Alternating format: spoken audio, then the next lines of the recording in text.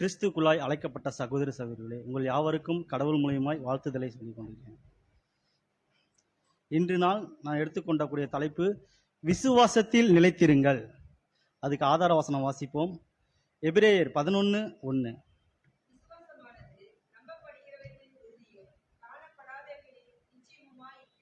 ஆமா சகோதரிகளே, விசுவாசமானது நம்பப்படுகிற உறுதியும் காணப்படாதலும் நிச்சயமா இருக்கிறது. விசுவாசத்தை பத்தி உங்களுக்கு புரியுற மாதிரி சிம்பிளா ஒரு விஷயம் சொல்றேன். நான் என்னோட லைஃப்ல ஒரு காரியத்தை நம்புறேன், அது நடக்கும்னு எனக்கு தெரியும், அது நம்பிக்கை.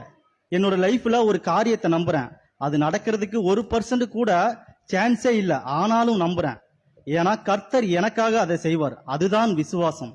அதுதான் அந்த வசனம் சொல்லுது. விசுவாசமானது நம்பப்படுகிற உறுதியும் காணப்படாத நிச்சயமா இருக்குன்னு எபிரேயர்ல சொல்லுது. ஆபிரகாம் வாழ்க்கையில பாத்தீங்கன்னா அவர் பெற்றுக்கொள்ள போகிற ஆசீர்வாதம் அவர் கண்ணுக்கே தெரியாது, இருந்தாலும் விசுவாசிச்சாரு. விசுவாசின் தந்தை என பெயர் பெற்றாரு. இன்னைக்கு கூட உங்க வாழ்க்கையில பாத்தீங்கன்னா நீங்க எதிர்பார்க்கிற காரியம் கண்ணுக்கு தெரியாது, கண்ணுக்கு தெரியாம இருக்கலாம், அது நடக்கணும்னு உங்களுக்கு கூட தெரியாம இருக்கலாம், அது நடக்கிறதுக்கு 1% கூட சான்ஸ் இல்லைன்னு நீங்க நினைக்கலாம். ஆனா பைபிள் சொல்லுது, வசனம் வாசிக்கலாம். யோவான் 11:40 வாசிக்கலாம்.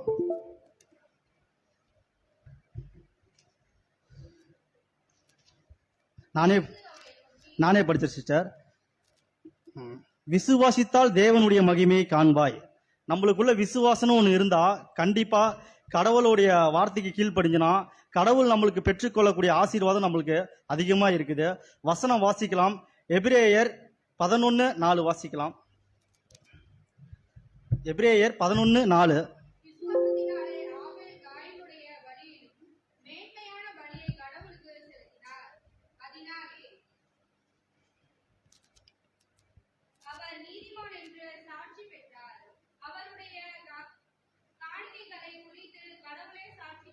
ஆமா சகோதர சகோதரிகளே, விசுவாசத்தினாலே ஆபேல் காயினோட பலியிலும் மேன்மையான பலியை கடவுளுக்கு செலுத்தினார்.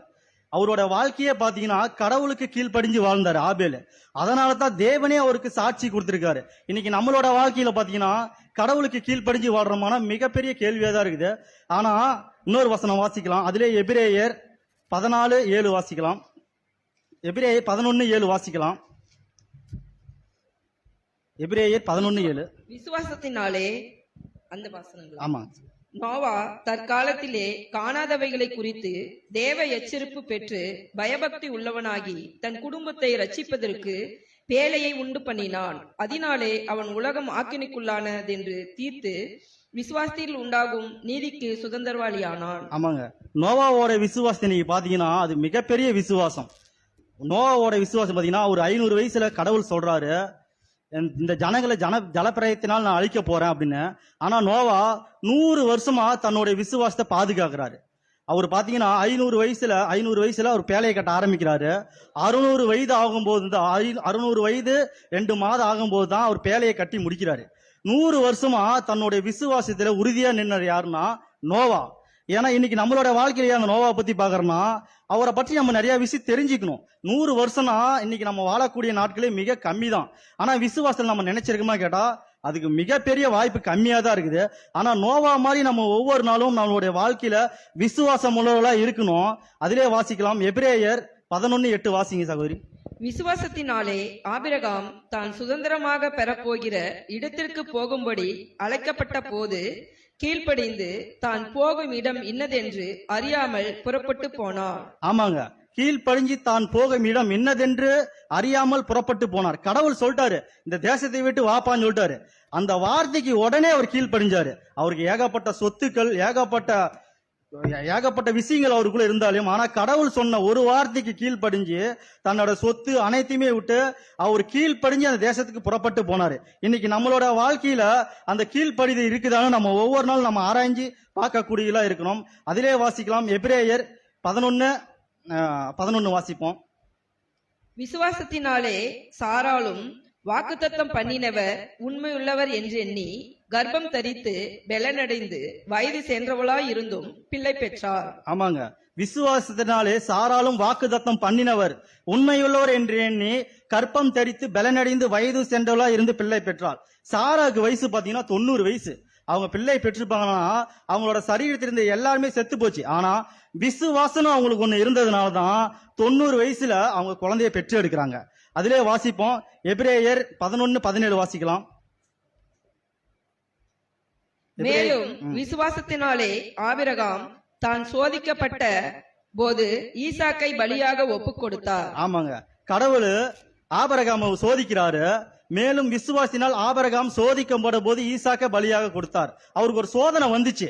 அந்த சோதனை வந்தோடனே கடவுள் சொல்றாரு, உன்னுடைய குமாரன் எனக்கு பலியிடுப்பான்னு. ஆனா அந்த சோதனையை அவர் சகிக்காம கடவுள் சொன்ன ஒரு வார்த்தை கீழ்ப்படிஞ்சு அவரோட குமாரனை பலி கொடுக்க போனார். ஆனா கடவுள், நம்மளுடைய கடவுள் நரபலி ஏற்கக்கூடியவர் இல்ல.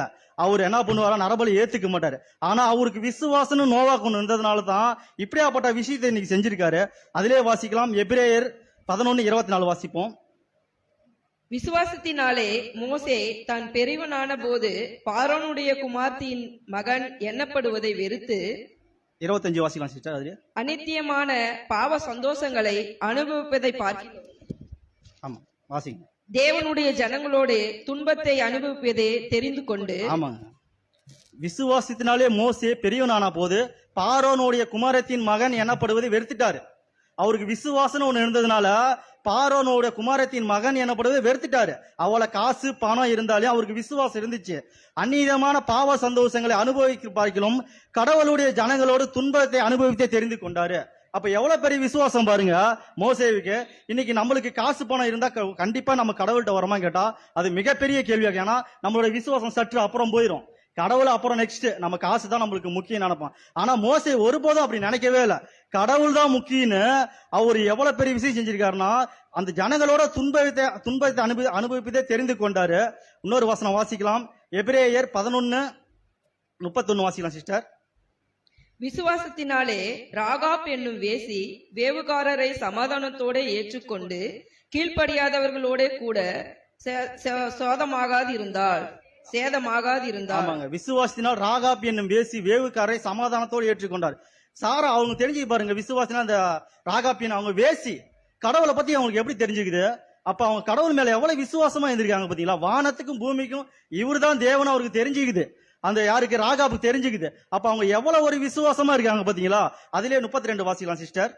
பின்னும் நான் என்ன சொல்லுவேன், கிதியோன், பாராக், சிம்சோன், யெப்தா, தாவீது, சாமுவேல் என்பவர்களையும் தீர்க்கதரிசிகளையும் குறித்து நான் விவரம் சொல்ல வேண்டுமானால் காலம் போதாது. ஆமா சகோதர சகோதரிகளே, பின்னும் நான் என்ன சொல்லுவேன், கிதியோன், பராக், சிம்சேன், யெப்தா, தாவீது, சாமுவேல் என்பவர்களை குறித்து தீர்க்கதரிசிகளை குறித்து விவரம் சொல்ல வேண்டுமானால் காலம் போதாது.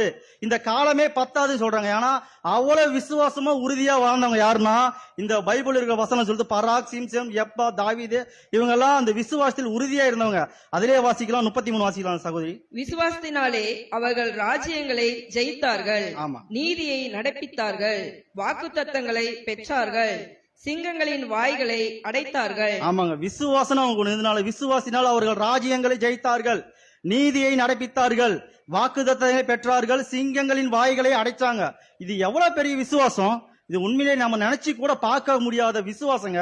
அவ்வளவு விசுவாசமா இவங்க ராஜ்யங்களை ஜெயிச்சாங்க, சிங்கங்கள் வாய்களை கிழிச்சாங்க. எவ்வளவு பெரிய விசுவாசம். இன்னைக்கு நம்மளுடைய வாழ்க்கையில அவ்வளவு பெரிய விசுவாசம் நம்ம வைக்கணுமா? கண்டிப்பா வைக்கணும். ஏன்னா நாம 1,44,000 பேர்ல ஒருத்தர் நாம சொல்றோம். இந்த விசுவாசம் கூட நம்மளுக்கு இல்லைன்னா நம்ம சபையாகக்கூடிய வாய்ப்பு மிக கம்மி. அதிலே வாசிக்கலாம், எபிரேயர் 11:34 வாசிக்கலாம். அக்கினியின் உக்கிரத்தை அவித்தார்கள், பட்டய கருக்கால் தப்பி போனார்கள், பலவீனத்தில் பலன் கொண்டார்கள், யுத்தத்தில் வல்லவர்களானார்கள், அந்நியருடைய சேனைகளை முறியடித்தார்கள். ஆமா சார், அக்கினியின் உக்கிரத்தை அவித்தார்கள், பட்டயங்கருக்கு தப்பினார்கள், பலத்தில் பலன் கொண்டார்கள், யுத்தத்தில் வல்லவனானார்கள், அந்நியருடைய சேனைகளை முறியடித்தார்கள். இதெல்லாம் எப்படி பண்ணாங்க? கடவுள் மேல வச்ச விசுவாசம். அந்த விசுவாசம் ஒண்ணு இல்ல, 1% கூட அவங்களால பண்ணிருக்க முடியாது. நான் கடவுள் மேல விசுவாசம் 100% பண்ணாங்க. ஆனா இன்னைக்கு நம்மளோட வாழ்க்கையில நம்மளுக்கு எவ்வளவு விசுவாசம் இருக்குன்னு நம்ம ஒவ்வொரு நாளும் நம்ம நினைச்சு பார்க்கணும். அதுக்குதான் கடவுள் நம்மளை அழைச்சிருக்காரு. கிறிஸ்தவனா இருக்கக்கூடிய முதல் ஸ்டெப்பே விசுவாசம். அந்த விசுவாசம் நம்மளுக்கு எப்படி, ஒவ்வொருத்தருக்கும் தனிப்பட்ட விசுவாசம் இருக்கும். அந்த விசுவாசம் நம்மளுக்கு எப்படி இருக்குன்னு ஒவ்வொரு நாளும் ஆராய்ச்சி பார்க்கக்கூடியதா இருக்கும். அதிலே எபிரேயர் 36 வாசிக்கலாம் சிஸ்டர். 11:36. வேறு சிலர் நிந்தைகளையும் அடிகளையும் கட்டுகளையும் காவலையும் அனுபவித்தார்கள். ஆமா, வேறு சிலர் நிந்தைகளையும் அடிகளையும் கட்டுகளையும் காவல்களையும் அனுபவித்தார்கள். இந்த பக்கம் பாத்தீங்கன்னா சிங்கங்களின் வாய்களை அடித்தார்கள், ராஜ்யத்தை ஜெயித்தார்கள் இருக்கும். ஆனா இங்க பாத்தீங்கன்னா வேறு சிலர் நிந்தைகளையும் அடிகளையும் கட்டுகளையும் காவல்களையும் அனுபவித்தார்கள். விசுவாசத்திலே ரெண்டு பகுதி இது. ஒரு சிலர் பாத்தீங்கன்னா ராஜ்யங்களை ஜெயித்தார்கள், ஆனா ஒரு சிலர் பாத்தீங்கன்னா நிந்தைகளையும் அடிகளையும் கட்டுகளையும் காவலைகளையும் அனுபவித்தார்கள். இவங்களும் விசுவாசமானவர்கள் தான். அதிலே வாசிக்கலாம், எபிரேயர் 11:37 வாசிக்கலாம். கல்லெறியுண்டார்கள், வாளால் அறுப்புண்டார்கள், பரீட்சை பார்க்கப்பட்டார்கள், பட்டயத்தினாலே வெட்டப்பட்டார்கள், வெட்டப்பட்டு மரித்தார்கள், செம்மறியாட்டு தோள்களையும் வெள்ளாட்டு தோள்களையும் போர்த்து கொண்டு திரிந்து குறைகளையும் உபத்திரவத்தையும் துன்பத்தையும் அனுபவித்தார்கள். ஆமாங்க, உபத்திரவத்தையும் துன்பத்தையும் அனுபவித்தார்கள். விசுவாசங்களுக்கு இருந்ததுனாலதான் இவ்வளவு பெரிய கஷ்டம் பட்டிருக்காங்க. அவங்க என்ன பண்றாங்க பாருங்க, வாசிக்கலாம். அதே கல்லெறிய உண்டார்கள், வாளால் அறுப்புண்டார்கள், பரீட்சை பார்க்கப்பட்டார்கள், பட்டயத்தினால் வெட்டப்பட்டார்கள், மரித்தார்கள், செம்மறியாட்டு தோள்களையும் வெள்ளாட்டு தோள்களையும் போர்த்து கொண்டு திரிந்து குறைவும் உபத்திரமும் துன்பமும் அனுபவித்தார்கள். இவ்வளவு பெரிய கஷ்டப்பட்டிருக்காங்க. கடவுள் மேல விசுவாசம், இந்த கஷ்டப்படனால தான் அவங்களோட விசுவாசம், இந்த கடவுளோட வார்த்தை இங்க சொல்லுது, ஜீவனுள்ள வார்த்தை இங்க போதிக்கக்கூடியதா இருக்குது. ஏன் அவங்க அவ்வளவு கஷ்டப்படனால தான் இந்த விசுவாசத்தை பத்தி இப்ப நாம போதிக்கக்கூடியவர்களா இருக்கும். அதிலே வாசிக்கலாம், எபிரேயர் 11:38 வாசிப்போம். உலகம் அவர்களுக்கு பத்திரமாக இருக்கவில்லை. அவர்கள் வனாந்தரங்களிலேயும் மலைகளிலேயும் குகைகளிலேயும் பூமியின் வெடிப்புகளிலேயும் சிதறுண்டு அலைந்தார்கள். ஆமாங்க, உலகம் அவர்களுக்கு பாத்திரமா இருக்கவில்லை. அவர்கள் வனாந்தரங்களிலும் மலைகளிலும் குகைகளிலும் பூமியின் வெடிப்புகளிலும் சிதறுண்டு அலைந்தார்கள். உலகமே அவங்க பாத்திரமா இல்லை. எங்க போனாலே அவங்கள வாழ உள்ள, எங்க போனாலே அவங்களை அடிச்சாங்க, எங்க போனாலே அவங்களை துரத்துனாங்க. அப்படி இருந்து கடவுள் மேல விசுவாசமா இருந்தாங்க. இன்னைக்கு நம்ம எல்லாம் அந்த மாதிரி சூழ்நிலை வந்துச்சுன்னா கண்டிப்பா கடவுளுக்குள்ள நம்ம நிக்கிறோமா இல்லையான்னு தெரியல. ஒரு சகோதரருக்குள்ள இன்னைக்கு ஒரு சின்ன ஒரு மனஸ்தாபம் வந்தாடியோ அவர்கிட்ட 2 மாசம் பேச முடியும், 3 மாசம் பேச முடியும். கேட்டா நான் விசுவாசமா இருக்கிறேன். இது என்ன விசுவாசம்? இதுவா விசுவாசம்? ஒருவர் மேல ஒருவர் அன்பா இருக்கணும். இதுதான் கடவுள் சொல்லிக்காரு. ஒருவர் மேல ஒருவர் விசுவாசம் உள்ளவராய் போதிக்கணும். இங்க நின்று நான் பேசுறேன், விசுவாசம் உள்ள வார்த்தையை போதிக்கணும். ஒருத்தர் கஷ்டப்படுத்த மாதிரி நான் போதிக்க கூடாது. இங்க நின்று நான் பேசக்கூடாது, அந்த விசுவாசமான வார்த்தை சொல்லக்கூடாது. அவங்க மனம் மாறணும். அதுதான் கடவுள் எனக்கு கொடுக்கப்பட்ட பிரசங்கம். அதிலே வாசிக்கலாம், எபிரேயர் 11:39 வாசிக்கலாம். இவர்கள் எல்லோரும் விசுவாசத்தினாலே நற்சாட்சி பெற்றும் வாக்குத்தத்தம் பண்ணப்பட்டதை அடையாமல் போனார்கள். ஆமாங்க, இவர்கள் எல்லோரும் விசுவாசத்தினாலே நற்சாட்சி பெற்று வாக்குத்தத்தம் பண்ணப்பட்டதை அடையாமல் போனார்கள். கீழே அதிலே 40 வாசிக்கலாம் சிஸ்டர். அவர்கள் நம்மை அல்லாமல் பூரணராகாதபடிக்கு விசேஷித்த நன்மையானதொன்றை தேவன் நமக்கென்று முன்னதாக நியமித்தார். ஆமாங்க, அவர்கள் நம்மை அல்லாமல் பூரணப்படாதபடி விசேஷ நன்மையை ஒன்றை தேவன் நமக்கு முன்னதாக நியமித்தார். அப்ப எவ்வளவு பெரிய கிருபை உள்ளவர் பார்த்தீங்களா நம்ம கடவுள். அதிலே வாசிக்கலாம், ரோமர் 4:1 வாசிக்கலாம் சிஸ்டர். ரோமர் 4:1. ரோமர்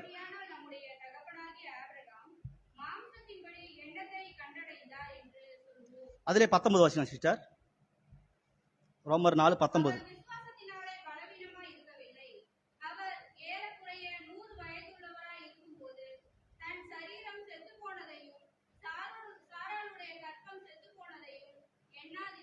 ஆமாங்க, அவரு விசுவாசத்துல ஏறக்குறைய 100 வயதுல இருக்கும்போது தன் சரீரம் செத்து போனதையும் சாராளுடைய கர்ப்பம் செத்து போனதையும் எண்ணாம இருந்தாரு. அவர் பாருங்க எவ்வளவு ஒரு விசுவாசம் பாருங்க. தனக்குள்ள இருக்கக்கூடிய விஷயத்தை அவர் நினைக்கவே இல்ல, அவ்வளவு ஒரு விசுவாசமாகிறாரு. அதிலே 20 வாசிக்கலாம் சிஸ்டர். தேவனுடைய வாக்குத்தத்தத்தை குறித்து அவன் அவிசுவாசமாய் சந்தேகப்படாமல் 21 வாசிக்கலாம். தேவன் வாக்குத்தத்தம் பண்ணினதை நிறைவேற்ற வல்லவராய் இருக்கிறார் என்று முழு நிச்சயமாய் நம்பி தேவனை மகிமைப்படுத்தி விசுவாசத்தில் வல்லவரானார். ஆமாங்க, தேவன் வாக்குத்தத்தம் பண்ணினதை நிறைவேற்ற வல்லவராய் இருக்கிறார் என்று முழு நிச்சயமாய் நம்பி தேவனை மகிமைப்படுத்தி விசுவாசத்தில் வல்லவரானாரு. முழு நிச்சயமாய் நம்பணும். நீங்க முதல்ல நீங்க கடவுள்கிட்ட வந்தீங்கன்னா நம்பணும், இவர் கடவுள் எனக்கு செய்வாருன்னு. நீங்க முழு நிச்சயமாய் நம்பக்குள்ள கடவுள் கண்டிப்பா உங்களுக்கு செய்யக்கூடியவரா இருப்பாரு. அதிலே 22 வாசிக்கலாம் சகோதரி. ஆகையால் அது அவருக்கு நீதியாக எண்ணப்பட்டது. ஆமாங்க, அதாங்க அவருக்கு நீதியாக எண்ணப்பட்டது. அதுல 23 வாசிக்கலாம். அது அவருக்கு நீதியாக எண்ணப்பட்டது என்பது அவனுக்காக மாத்திரமல்ல நமக்காகவும் எழுதப்பட்டிருக்கிறது. 24 வாசிக்கலாம். நம்முடைய கர்த்தராகிய இயேசு கிறிஸ்துவை மரித்தோரிலிருந்து எழுப்பினவரை விசுவாசிக்கிற நமக்கு அப்படியே எண்ணப்படும். ஆமாங்க, நம்முடைய கர்த்தராகிய இயேசுவை மரித்தோரிலிருந்து எழுப்பினவரை விசுவாசிக்கிற நமக்கு அப்படியே ஆயிற்று. அதுல வசனம் பாருங்க, நம்முடைய கர்த்தராகிய இயேசுவை மரித்தோரிலிருந்து எழுந்து எழுப்பினவரை, அந்த எழுப்பினவர் யாருங்க? பிதாவாகிய கடவுள் எழுப்பினவரை விசுவாசிக்கிற நமக்கும் அப்படியே எனப்படும். அப்ப பாருங்க, இந்த வசனம் பாருங்க எவ்வளவு ஒரு சத்தியமா இருக்குது பாத்தீங்களா? அதிலே வாசிக்கலாம் 25. அவர் நம்முடைய பாவங்களுக்காக ஒப்புக் கொடுக்கப்பட்டும் நாம் நீதிமான்கள் ஆக்கப்படுவதற்காக எழுப்பப்பட்டும் இருக்கிறார். ஆமாங்க, அவர் நம்முடைய பாவங்களுக்காக ஒப்பு கொடுக்கப்பட்டும் நம் நீதிமான் ஆக்கப்படுவதற்கு எழுப்பப்பட்டும் இருக்கிறார். நான் நீதிமானாகணும், நீங்க நீதிமானம், இங்க இருக்கிற ஒவ்வொருவரும் நீதிமானாக தான் கடவுள் அவரை எழுப்பிக்கிறாரு. அத முதல்ல நீங்க விசுவாசிக்கணும். நீங்க விசுவாசிக்க கூடியவர்களா இருக்கணும். கடவுள் யாருக்காக எழுப்பினாரு? இங்க இருக்கிற ஒவ்வொருவருக்காக அவர் எழுப்பினாரு. நான் ரட்சிக்கப்படணும், நான் நீதிமானாக்கப்படணும். அதுக்காக தான் ஆண்டவராக இயேசு கிறிஸ்துவ உயிரோடு கடவுள் எழுப்பினாரு. அதிலே வாசிக்கலாம், ரோமர் 10:10 வாசிக்கலாம். ரோமர் 10:10. நீதி உண்டாக இருதயத்திலே விசுவாசிக்கப்படும், ரட்சிப்பு உண்டாக வாயினாலே அறிக்கை பண்ணப்படும். ஆமா சகோதரர்களே, நீதி உண்டாக உங்க இருதயத்தில் விசுவாசிக்கணும், ரட்சிப்பு உண்டாக உங்க வாயினால அறிக்கை பண்ணுங்க. நீதி உண்டாக உங்க இருதயத்தில் விசுவாசிட்டே இருங்க. ரட்சிப்பு வரணுமா? வாயில அறிக்கை பண்ணுங்க. உங்களுக்கு கிடைச்ச இடத்துல எல்லாம் அறிக்கை பண்ணுங்க. தேவையில்லாத வார்த்தையை பேசாதீங்க. கடவுள் கொடுக்கக்கூடிய வார்த்தையை நீங்க பொக்கிஷமா பேசுங்க. வீண் பேச்சு பேசக்கூடாது. கடவுளை பற்றி பேசக்கூடிய வார்த்தையை பேசணும், ஒரு புகழத்தக்க வார்த்தையை பேசணும், விசுவாசமான வார்த்தையை பேசணும். அதிலே வாசிக்கலாம் 11. அவரை விசுவாசிக்கிறவன் எவனோ அவன் வெட்கப்படுவதில்லை என்று வேதம் சொல்லுகிறது. ஆமாங்க, அவரை விசுவாசிக்கிறேன் எவனோ, நான் இல்ல, இங்க இருக்கிற யாரு வேணாலும் அவரை விசுவாசிக்கிறேங்க எவரோ வெட்கப்படுவதில்லை என்று யார் சொல்லுது? கடவுளோட ஜீவனுள்ள வார்த்தை சொல்லுது, சத்தியமான வார்த்தை சொல்லுது, அழியாத வார்த்தை சொல்லுது. அவரை விசுவாசிக்கிறவன் எவனோ அவன் வெட்கப்படுவதில்லை என்று இந்த வேதமே சொல்லுது. அதிலே 12 வாசிக்கலாம் சிஸ்டர். யூதன் என்றும் கிரேக்கன் என்றும் வித்தியாசமே இல்லை, எல்லோருக்கும் கர்த்தரானவர் தம்மை தொழுது கொள்ளுகிற யாவருக்கும் ஐஸ்வர்யம் பண்ணா இருக்கிறார். அதிலே 13 வாசிக்கலாம் சிஸ்டர். ஆதலால் கர்த்தருடைய நாமத்தை தொழுது கொள்ளுகிற எவனும் ரட்சிக்கப்படுவான். ஆமாங்க, ஆதலால் கர்த்தருடைய நாமத்தை தொழுது கொள்ள யாருமே கடவுளோட வார்த்தையை தொழுது கொள்ள இந்த உலகத்துல இருக்கிற யாரா இருந்தாலும் சரி ரட்சிக்கப்படுவாங்க. அதிலே 14 வாசிக்கலாம் சிஸ்டர்.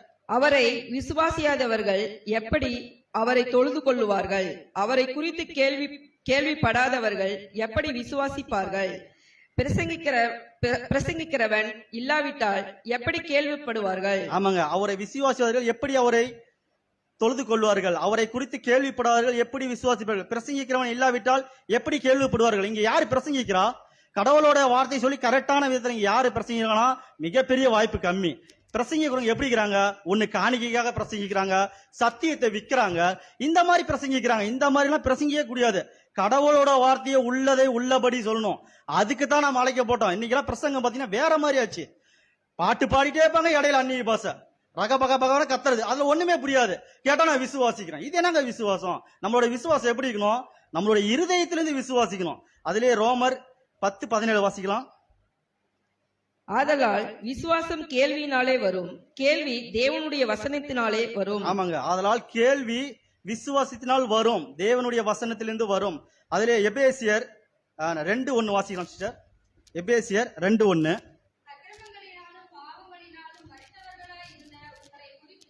ஆமாங்க, ஒரு காலகட்டத்துல அக்கிரமத்திலும் பாவத்திலும் மரித்தோரிலிருந்து நம்மளை உயிர்ப்பித்தார். நம்மளாம் ஒரு காலகட்டத்தில் எப்படி இருந்தோம்? நம்ம என்ன மிகப்பெரிய ஐஸ்வர்யமா இருந்தோமா? பாவி, அக்கிரமம் எல்லாமே நம்மள்ட்ட நிறைஞ்சிருந்துச்சு. அவ்வளவு ஒரு அக்கிரமத்தில் இருந்தோம். அப்படி இருந்து இப்படி நம்ம அழைச்சிட்டு வந்திருக்காரு கடவுள். ஆனா அங்கிருந்து வந்தும் இன்னைக்கு நம்மளுக்குள்ள இருக்கிற மேற்றுமையான எண்ணத்தை நம்மளால உடம்புல அந்த அக்கிரமத்தால விட்டுருங்க. நம்ம யாரால தெரிந்து கொள்ளப்பட்டிருக்கிறோம்? பிதாவாகி தேவனால தெரிந்து கொள்ளப்பட்டிருக்கோம். அந்த அக்கிரமத்தால நம்ம விட்டுறணும். அதிலே வாசிக்கலாம், எபேசியர் 2:7 வாசிக்கலாம். கிறிஸ்து இயேசுவுக்குள் நம்மை அவரோடு கூட எழுப்பி உன்னதங்களிலே அவரோடு கூட உட்காரவும் செய்தார். ஆமாங்க, கிறிஸ்து இயேசுக்குள் நம்மை அவரோட கூட எழுப்பி உன்னதங்களில் அவரோட கூட உட்காரவும் செய்தார். எவ்வளவு பெரிய கிருபை இது! இன்னைக்கு நம்ம ஒரு உண்மையை சொல்ல போனா ஒரு கவுன்சிலர் பார்க்க போனா நம்ம பக்கத்துல உட்கார விடுவாங்களா? கண்டிக்க கூட மாட்டாங்க. ஏன்னா உனக்கு ஒரு ஸ்டேஜுக்கு நீ போப்பாஞ்சிருவார். ஆனா கடவுள் பாருங்க, கிறிஸ்து இயேசுக்குள் நம்மை அவரோட கூட எழுப்பி உன்னதங்களிலே அவரோட கூட உட்கார செய்தார். எவ்வளவு பெரிய கிருபை! இன்னைக்கு ஏகப்பட்ட பேர் இருப்பாங்க, அதெல்லாம் பிரிஸ்டேஜ் பாக்குறாங்க. இந்த சகோதரா அவரா தாழ்வு மனப்படம் அதெல்லாம் இருக்கக்கூடாதுங்க. அதுல எபேசியர் 2:8 வாசிக்கலாம் சிஸ்டர்.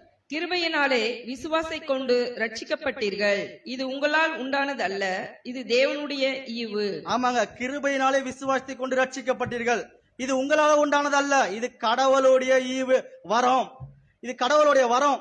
இது உங்களுடைய இதே இல்ல, இது கடவுள் கொடுத்த நம்மளுக்கு கொடுத்த வரம். இந்த வரத்தை நம்ம மிஸ் பண்ணிடக்கூடாது, எந்த இடத்துலயும் மிஸ் பண்ணக்கூடியல இருக்கக்கூடாது. அதிலே வாசிக்கலாம், எபேசியர் 2:9 வாசிக்கலாம். ஒருவரும் பெருமை பாராட்டாதபடிக்கு இது கிரியைகளினால் உண்டானதல்ல. ஆமாங்க, ஒருவரும் பெருமை பாராட்டக்கூடாதுங்க. இந்த இடத்துல வந்துட்டு இங்க வந்துட்டு நான் பெரியவன் அப்படின்னு ஒரு கூட சொல்லிடக்கூடாது. நம்மளுக்கு ஒருவர் பெரியவர் இருக்கிறார். யாரு? பிதாவாகி தேவனும் கர்த்தராகி இயேசு கிறிஸ்து மட்டும்தான் இருக்கிறாங்க. வாசிக்கலாம் சிஸ்டர், 1 பேதுரு 7 வாசிக்கலாம். 1 பேதுரு 7.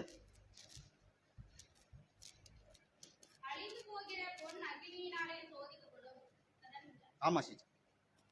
அதை பார்க்கிலும் அதிக விலையேற பெற்றதாய் இருக்கிற உங்கள் விசுவாசம் சோதிக்கப்பட்டு இயேசு கிறிஸ்து வெளிப்படும் போது உங்களுக்கு புகழ்ச்சியும் கனமும் மகிமையும் உண்டாக காணப்படும். ஆமாங்க, அழிந்து போகிற பொன் அக்கினியினால் சோதிக்கப்படும். அதை பார்க்கிலும் அதிக விலையேற பெற்றதாய் இருக்கிற உங்கள் விசுவாசம். தங்கத்தோட நம்ம விசுவாசம் எவ்வளவு பெஸ்ட்னு சொல்றாரு. ஏன்னா இந்த உலகத்துல இருக்கிற தங்கம், இந்த உலகத்துல இருக்கிற ஆடம்பரங்கள்லாம் இல்ல, நம்மளோட விசுவாசமே பெரியதுன்னு இந்த வசனம் சொல்லுது. அதிலே வாசிக்கலாம், 1 பேதுரு 8. அவரை நீங்கள் காணாமல் இருந்தும் அவரிடத்தில் அன்பு கூறுகிறீர்கள். இப்பொழுது அவரை தரிசியாமல் இருந்தும் அவரிடத்தில் விசுவாசம் வைத்து சொல்ல முடியாததும் மகிமையால் நிறைந்ததுமாய் இருக்கிற சந்தோஷம் உள்ளவர்களாய் கலிகூர்ந்து. ஆமாங்க, அவரை நீங்கள் காணாமல் இருந்தும் அவரிடத்தில் அன்பு கூறுவீர்கள். அவரை தரிசியாமல் இருந்தும் அவரிடத்தில் அவர் வைத்து சொல்ல முடியாத மகிமை நிறைந்த சந்தோஷங்களை களி கூறுதீர்கள். அதிலே 9 வாசிக்கலாம் சிஸ்டர். உங்கள் விசுவாசத்தின் பலனாகிய ஆத்துமா ரட்சிப்பை அடைகிறீர்கள். அதிலே 19 வாசிக்கலாம் சிஸ்டர். 1 பேதுரு 19. குற்றமில்லாத மாசற்ற ஆட்டுக்குட்டியாகிய கிறிஸ்துவின் விலையேற பெற்ற ரத்தத்தினாலே மீட்கப்பட்டீர்கள் என்று அறிந்திருக்கிறீர்களே. ஆமா சகோதர சகோதரிகளே, குற்றமில்லாத மாசற்ற ஆட்டுக்குட்டியாகிய கிறிஸ்துவின் விலையேற பெற்ற ரத்தத்தினால் மீட்கப்பட்டிருங்க. இந்த ரத்தம் சாதாரண ரத்தம் இல்ல, இது நம்மள மாதிரி பாவியான ரத்தம் இல்ல, அது விலையேற பெற்ற ரத்தம். அது தேவனுடைய குமாரனுடைய ரத்தம். அந்த ரத்தம் எப்படியாப்பட்ட ரத்தம்னா அது சொல்ல முடியாத ரத்தம். அந்த ரத்தம் ஒண்ணு இல்லனா நம்மளுக்கு விடுதலையே இன்னைக்கு இல்ல. அதிலே வாசிக்கலாம், 1 பேதுரு 20. அவர் உலக தோற்றத்திற்கு முன்னே குறிக்கப்பட்டவராய் இருந்தும் தமது மூலமாய் தேவன் மேல் விசுவாசமாய் இருக்கிற உங்களுக்காக இந்த கடைசி காலங்களில் வெளிப்பட்டார். 21 வாசிங்க. உங்கள் விசுவாசமும் நம்பிக்கையும் தேவன் மேல் இருக்கும்படி அவரை மரித்தோரிலிருந்து எழுப்பி அவருக்கு மகிமையை கொடுத்தார். ஆமாங்க, உங்களோட விசுவாசம் நம்பிக்கையும் தேவன் மேல் இருக்கும்படி அவரை மரித்தோரிலிருந்து எழும்பி அவருக்கு மகிமை கொடுத்தார். அதுல 22 வாசிக்கலாம். ஆகையால் நீங்கள் மாயமற்ற சகோதர சிநேகம் உள்ளவர்கள் ஆகும்படி ஆவியினாலே சத்தியத்திற்கு கீழ்ப்படிந்து உங்கள் ஆத்துமாக்களை சுத்தமாக்கி கொண்டவர்களாய் இருக்கிறபடியால் சுத்த இருதயத்தோடு ஒருவர் ஒருவர் ஊக்கமாய் அன்பு கூறுங்கள். ஆமா சகோதரர்கள், ஆகையால் நீங்கள் மாயமற்ற சகோதர சிநேகம் உள்ளமாய் இருக்கபடி ஆவியினால் சத்தியத்திற்கு கீழ்ப்படிந்து உங்கள் ஆத்துமாக்களை சுத்தமாக்கி கொண்டவர்களாய் இருக்கிறபடியால். அதனால நீங்க மாயமான சகோதர சகோதரிகளா இருக்கக்கூடாது, உண்மையுள்ளவர்களா இருக்கணும். அதிலே வாசிக்கலாம், யோவான் 5:4 வாசிக்கலாம் சிஸ்டர். 1 யோவான் 5:4. 1 யோவான் 5:4. இதோ உங்கள் வயல்களை அழித்து வேலைக்காரருடைய இல்ல சிஸ்டர், 1 யோவான் 5. தேவனால் பிறப்பதெல்லாம் உலகத்தை ஜெயிக்கும், நம்முடைய விசுவாசமோ உலகத்தை ஜெயிக்கிற ஜெயம். ஆமா சகோதரர், தேவனால் பிறப்பதெல்லாம் உலகத்தை ஜெயிக்கும், நம்முடைய விசுவாசமே உலகத்தை ஜெயிக்கிற ஜெயம். எப்படி நம்மளுடைய விசுவாசம் உலகத்தை ஜெயிக்கும்? அதுக்கு சிம்பிளா ஒரு விஷயம் சொல்றேன். என்னுடைய வாழ்க்கையில ஒரு 5 வாக்குத்தத்தங்களை நான் சொல்றேன். என்னுடைய வாழ்க்கையில எனக்கு மன தைரியத்தை உண்டு பண்ணக்கூடிய 5 வாசகங்களை நான் அனுதினமும் அறிக்கை செய்றேன். நான் கீழாக அல்ல மேலாகவே இருப்பேன், வாளாக அல்ல தலையாகவே இருப்பேன். நான் கையிடு எல்லா வேலைகளும் எனக்கு ஆசீர்வாதம் உண்டாகும், நான் செய்வதெல்லாம் வாய்க்கும், கர்த்தர் எனக்கு உதவி செய்கிறார். நான் யாருக்கு பயப்படேன்? எந்த மனுஷனும் எனக்கு கேடு செய்தாலும் முடியாது. இப்ப நான் நல்லா இருக்கிறத விட இனிமேல் 1000 மடங்கு ரொம்ப ரொம்ப நல்லா இருப்பேன். எப்படிங்க நல்லா இருப்பேன்? இயேசு கிறிஸ்து தேவனுடைய குமாரன் என்று விசுவாசிக்கிறதுனாலே நான் நல்லா இருப்பேன், நான் உலகத்தை ஜெயிப்பேன். இயேசு கிறிஸ்து தேவனுடைய குமாரன் என்று நான் விசுவாசியா தான் இந்த உலகத்தை ஜெயிக்க முடியும். இல்லனா நான் உலகத்தை ஜெயிக்க முடியாது. அதிலே வாசிக்கலாம் 5 1 யோவான் 5. இயேசுவானவர் தேவனுடைய குமாரன் என்று விசுவாசிக்கிறவனே அன்றி உலகத்தை ஜெயிக்கிறவன் யார்? ஆமா சகோதரர்களே, இயேசுவானவர் தேவனுடைய குமாரன் என்று விசுவாசிக்க உலகத்தை ஜெயிக்கிறவன் யாரு? நீங்க அவரை விசுவாசித்தா உலகத்தை ஜெயிக்க முடியும். விசுவாசிக்கலனா கண்டிப்பா நம்ம ஜெயிக்க முடியாது. நம்மளுக்குள்ள இருக்கிற பாடுகளே நம்மளால ஜெயிக்க முடியாது. நம்மளுக்கு சொல்லுவோம், நம்ம அடிக்கடி நம்மளுக்கு பாடு இருக்குது, கஷ்டம் இருக்குன்னு. இயேசு கிறிஸ்து விசுவாசிட்டா இது ஒண்ணுமே இல்ல. ஏன்னா நம்மளுக்கு இருக்கிற பாடெல்லாம் ஒரு நாள் அழிஞ்சு போயிடும், மறைஞ்சு போயிடும், தொலைஞ்சு போயிடும். ஆனா இயேசுவானவர் தேவகுமாரன் என்று விசுவாசிக்க உலகத்தை ஜெயிக்கிறவன் யார்? அவரை நம்ம விசுவாசிக்குள்ள அந்த உலகத்தையே ஜெயிச்சிருவோம். அதிலே வாசிக்கலாம் எபிரேயர் 3:12 வாசிக்கலாம். எபிரேயர் 3:12. ஜீவனுள்ள கடவுளை விட்டு விலகுவதற்கு ஏதுவான ஆமா சிஸ்டர். அவிசுவாசமுள்ள பொல்லாத இருதயம் உங்களில் ஒருவருக்குள்ளும் இராதபடிக்கு நீங்கள் எச்சரிக்கையாயிருங்கள். ஆமா சகோதரரே, ஜீவனுள்ள தேவனை விட்டு விலகுவதற்கு ஏதுவான அவிவிசுவாசம் உள்ள பொல்லாத இருதயங்களில் உங்கள் ஒருவனுக்கும் இராதபடி நீங்கள் எச்சரிக்கையா இருங்க. முதல்ல நீங்க எச்சரிக்கையா ஆயிரணும். எந்த விதத்திலாவது உங்களுக்கு பிரச்சனை வரும், பாடுகள் வரும், மனக்கசப்பு வரும், இது எல்லாத்தையும் நீங்க எச்சரிக்கையா இருந்துருங்க. அதிலே வாசிக்கலாம் 14. நாம் ஆரம்பத்திலே கொண்ட நம்பிக்கையை முடிவு பரியந்தம் உறுதியாய் பற்று கொண்டிருப்போம் ஆகில் கிறிஸ்துவனிடத்தில் பங்குள்ளவர்களாய் இருப்போம். ஆமா சகோதரர்களே, நம்ம ஆரம்பத்தில் கொண்டிருந்த நம்பிக்கை, இந்த சத்தியத்துக்குள்ள நம்மளுக்கு எவ்வளவு நம்பிக்கை இருந்திருக்கும். முடிவு பரியந்தமும் உறுதியாய் பற்றி கொண்டோமாகில் கிறிஸ்துவனிடத்தில் பங்காளியா இருப்போம். இது முடிவு பரியந்தமும் நம்ம பற்றி கொள்ளணும். நான் 3 வருஷம் வந்துட்டேன், நான் 2 வருஷம் வந்துட்டேன், நீங்க அதை பற்றி கொள்ள முடியாது. முடிவு பரியந்தமும் நீங்க இருக்கணும். அப்பதான் அவரோட பங்காளிகளா இருப்பீங்க. இல்லனா கண்டிப்பா நீங்க பங்காளிகளா இருக்கக்கூடிய வாய்ப்பு உங்களுக்கு இருக்காது. நீங்க முடிவு பரியந்தம், நீங்க மரண பரியந்தம் வரைக்கும் நீங்க அவரோட பங்குள்ளவர்களா இருக்கணும். அதிலே வாசிக்கலாம் 2 தீமோத்தேயு 4:7 வாசிக்கலாம் சிஸ்டர். 2 தீமோத்தேயு 4:7.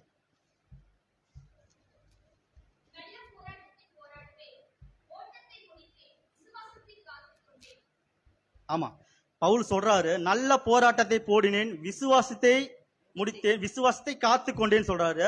அதுல 8 வாசிக்கலாம். இது முதல் நீதியின் கிரீடம் எனக்காக வைக்கப்பட்டிருக்கிறது. நீதியுள்ள நியாயாதிபதியாகிய கர்த்தர் அந்நாளிலே அதை எனக்கு தந்தருளுவார்.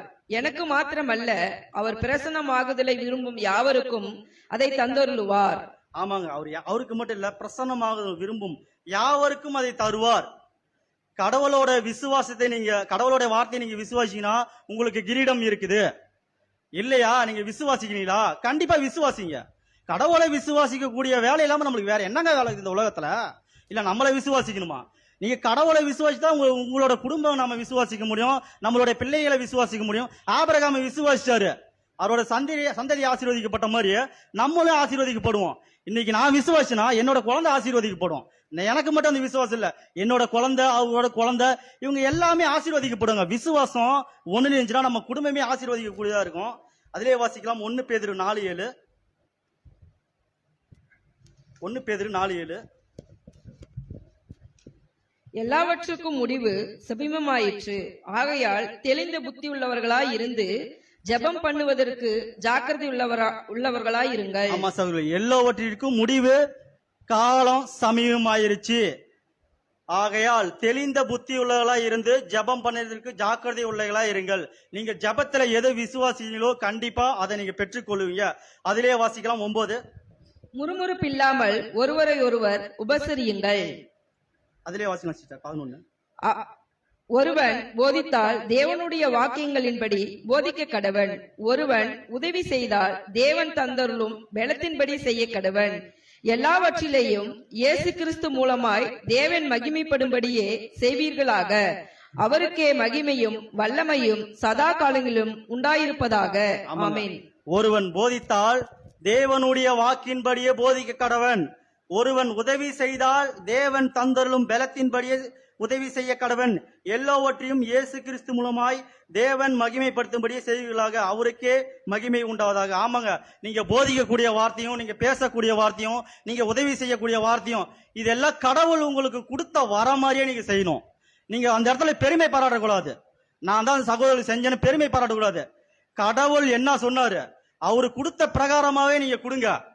இல்ல நான் தான் கொடுக்குறேன்னு சொல்லிட்டு நீங்க அந்த இடத்துல பெருமை பாராட்டிங்கன்னு வச்சுங்க, நீங்க செஞ்சக்கூடிய விஷயத்துக்கு ஒரு பிரயோஜனமும் இல்ல. கடவுளுக்கு பிடிக்காத விஷயம் மேன்மை பாராட்டுறது. அந்த மேன்மை பாராட்ட விஷயம் நம்மளுக்குள்ள இருந்துச்சுன்னா ஒரு நாள் நம்மளுக்கு நாமளே பிடிக்காம போயிருவோம். அதுதான் உண்மை. ஏன்னா நம்ம நினைச்சிருப்போம் நான் பெரியவன் பெரிய, ஆனா நம்மளுக்கே ஒரு நாள் நம்மளுக்கு குத்த போட்டுரும். நம்ம ஒண்ணுமே இல்ல, நம்ம தவறு தானே எவ்வளவு தானே செஞ்சிட்டோம். அதனால கடவுள் மேல் நம்ம அதிகப்படியான விசுவாசம் உள்ளவர்களா இருக்கணும் சகோதர சகோதரிகளே. இன்னொரு வசனம் வாசிக்கலாம்.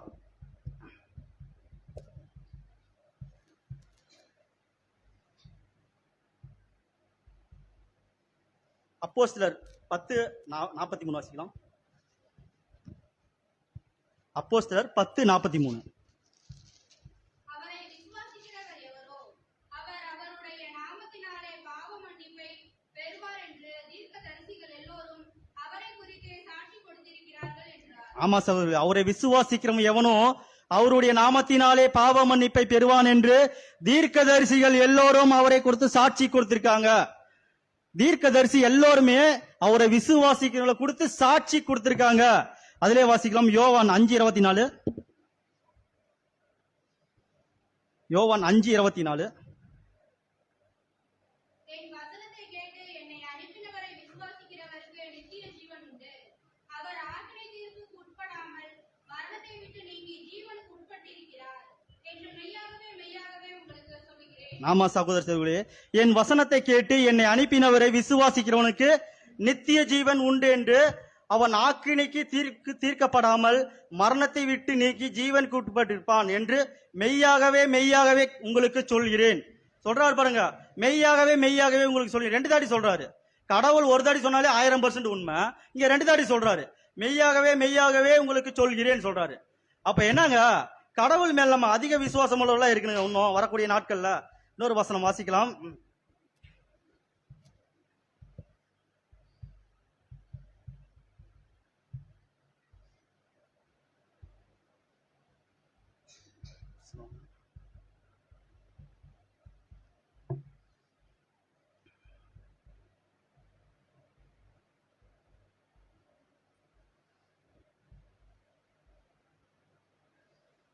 எபிரேயர் 3:14 வாசிக்கலாம் சகோதரி.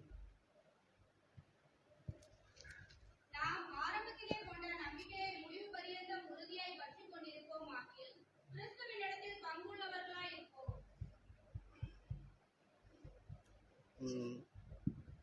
இன்னொரு வசனம் இருக்கும், அதை வாசிக்கலாம். மத்தியில் இருக்கும்.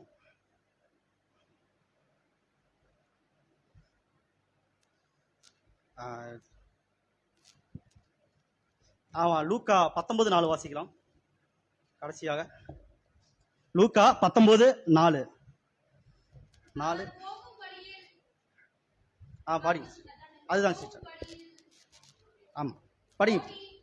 முன்னதாக ஓடி அவரை பார்க்கும்படி ஒரு காட்டத்தி மரத்தில் ஏறினார். 5 படிங்க. அதுல இயேசு அந்த இடத்தில் வந்தபோது அண்ணாந்து பார்த்து அவரை கண்டு, சகேயுவே, நீ சீக்கிரமாய் இறங்கி வா, இன்றைக்கு நான் உன் வீட்டிலே தங்குவேன் என்றார். 6 வாசிங்க. 6 அவர் சீக்கிரமாய் இறங்கி சந்தோஷத்தோட அவரை அழைத்துக் கொண்டே போனார். 8 வாசிங்க. அதுல அதை சகையில் நின்று கர்த்தரை நோக்கி, ஆண்டவரே, என் ஆஸ்திகளில் பாதியை ஏழைக்கு கொடுக்கிறேன். நான் ஒருவரிடத்தில் எதையாகிலும் அநியாயமாய் வாங்கினதுண்டானால் நாளத்தனையாய் திரும்ப செலுத்துகிறேன் என்றார். ஆமாங்க, இந்த சகைக்கு எவ்வளவு விசுவாசம் பாத்தீங்களா? கடவுளை பார்த்தாரு. அவரை பார்க்கக்குள்ள அவருக்கு தெரியல. ஒரு மரத்துல ஏறினோடனே கரெக்டா கடவுள் கண்டுபிடிச்சாரு. சகேயோ உன் வீட்டுல தங்கணும்னு சொன்னோடனே உடனே ஆண்டவரை கூட்டு போயிட்டாரு. அப்ப சொல்றாரு, சகேயை நின்று கர்த்தரை நோக்கி, ஆண்டவரே, என் ஆஸ்திகளில் பாதியை ஏழைகளுக்கு கொடுக்கிறேன். நான் ஒருவனிடத்தில் எதையாகிலும் அநியாயமாய் வாங்கினது உண்டானால் நாளத்தனையாய் திரும்பி கொடுக்கிறேன். எவ்வளவு பெரிய விசுவாசம் சகேயுக்கு! உண்மையிலே பாருங்க, அவருடைய இருக்கிற பணம் செல்வம் எல்லாத்தையுமே மறந்துட்டாரு. கடவுள் வந்தோடனே 4 தனியா திருப்பி கொடுத்துறேன்னு சொல்றாரு. அது கொல்ல முடியுமா? ஒரு மனிதரால சொல்ல முடியுங்களா? அது எவ்வளவு பெரிய வாய்ப்பு. இன்னைக்கு நம்மள்ட்ட பணம் இருக்குது. நம்ம ஏதோ ஒரு விஷயத்துல, ஏதோ ஒரு வேலை விஷயத்துல கூட ஒரு 1000 ரூபாய் வாங்குற இடத்துல ஒரு 3000 ரூபாய் வாங்கியிருப்போம். ஒரு 3000 ரூபாய் எக்ஸ்ட்ரா வாங்கிட்டு ஒருத்தர் வர, ஒரு தீர்க்கதரிசி வராரு. நம்ம இந்த வார்த்தையை சொல்ல முடியுங்களா? என்கிட்ட இருக்கிற ஆஸ்திகளை பாதி கொடுத்துறேன்னு சொல்ல முடியாது. சகேயுக்கு சொல்றாரு. அப்ப எவ்வளவு பெரிய விசுவாசம் சகேயுக்கு! அதே 9 வாசிக்கலாம்.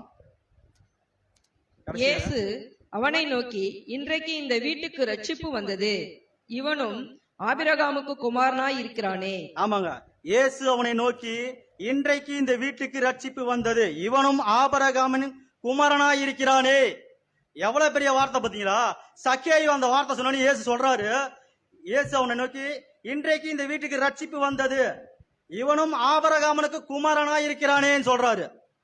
சக்கேயு மனம் மாறணும்னு சொல்றாரு பாருங்க, இவனும் ஆபிரகாமனோட பிள்ளைதான்பா அப்படின்னு சொல்றாரு. அப்ப எவ்வளவு பெரிய விசுவாசம் சக்கேயுக்கு.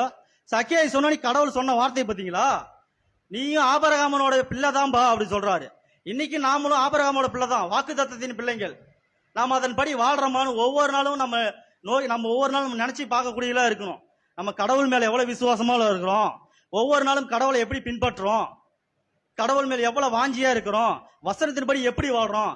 ஒரு கிறிஸ்துவனா இருக்கிறத முக்கியம் இல்ல, கிறிஸ்துவா வாழணும். ஒருத்தர் சொல்லுவாங்க நான் கிறிஸ்துவம்பான்னு சொல்றவங்கள கிறிஸ்துவ மாதிரி வாழ முடியாது சகோதர சகோதரிகளே. கிறிஸ்துவனா இருக்கிறத விட ஒரு நாள் இயேசு கிறிஸ்துவ மாதிரி நம்ம வாழ்ந்து பார்க்கணும். அந்த வாய்ப்பை தான் கடவுள் நம்மளுக்கு கொடுத்துருக்கு. அதைத்தான் விசுவாசிக்கணும். இயேசு கிறிஸ்துவ மாதிரி ஒரு நாள் நம்மளால வாழ முடியுமா? அதை விசுவாசி வாழணுங்க. அதுதாங்க கடவுள் நம்மள்ட்ட எதிர்பார்க்கிறாரு.